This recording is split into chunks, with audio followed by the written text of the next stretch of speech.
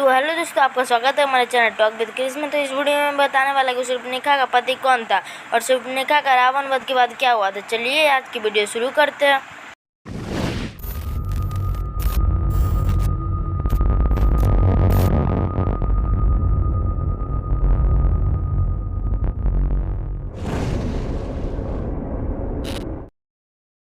आपने भी रामायण देखी होगी और रामायण से जुड़ी कहानियां पढ़ी होगी, लेकिन आप जानते हैं कि शूर्पणखा का पति कौन था जो रावण की मृत्यु की वजह बना था। शूर्पणखा ही रावण के वध की वजह बनी थी और शूर्पणखा का श्राप ही इसका कारण था। जैसा कि आप जानते हैं, देश के कई राज्यों में लॉकडाउन लगा हुआ है, जिसमें महाराष्ट्र भी शामिल है। महाराष्ट्र में लगे लॉकडाउन के बाद टीवी सीरियल्स की शूटिंग बंद हो चुकी है, जिस वजह से कई टीवी पर एक बार फिर से रामायण, महाभारत आदि प्रसारण शुरू हो गया। ऐसा ही पिछले लॉकडाउन में हुआ था और लोगों ने रामायण को काफी पसंद किया था। इतना ही टीआरपी में भी रामायण कई रिकॉर्ड तोड़ दिए थे। अब एक बार फिर रामायण का जिक्र शुरू हो गया है। ऐसे में रामायण से जुड़ी कहानियों की बात घर घर में होने लगी है।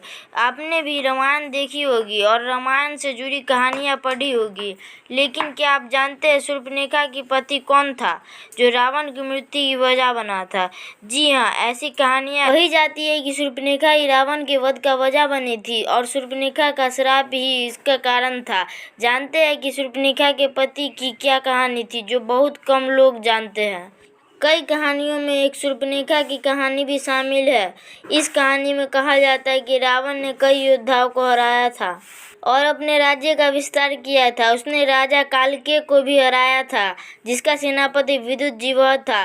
पौराणिक कथाओं के अनुसार विदुजीवह शूर्पणखा का पति था और रावण ने दुश्मन सेना का सेनापति होने के कारण अपनी बहन के पति को विदुजीवह को मार दिया।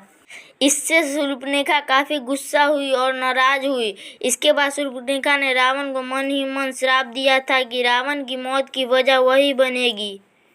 कहानी ये भी है कि शूर्पणखा के नाक कटाने के बाद रावण ने राम से दुश्मनी की और सीता का अपहरण किया। सीता का अपहरण ही उसके वध का कारण बना।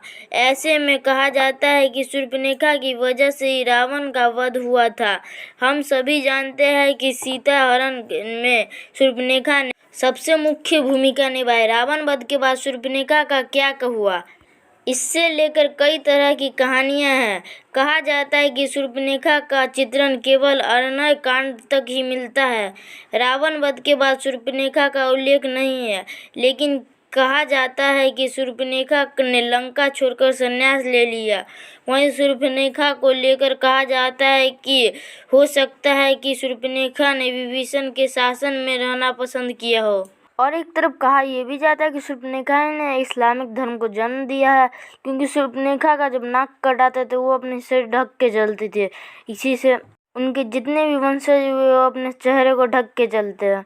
लेकिन मैं बता दूं कि इसका कोई पक्का दावा नहीं है। तो आपका क्या कहना है इस बारे में कमेंट में लिखना ना भूले और कैसी लगी ये वीडियो जरूर बताइए।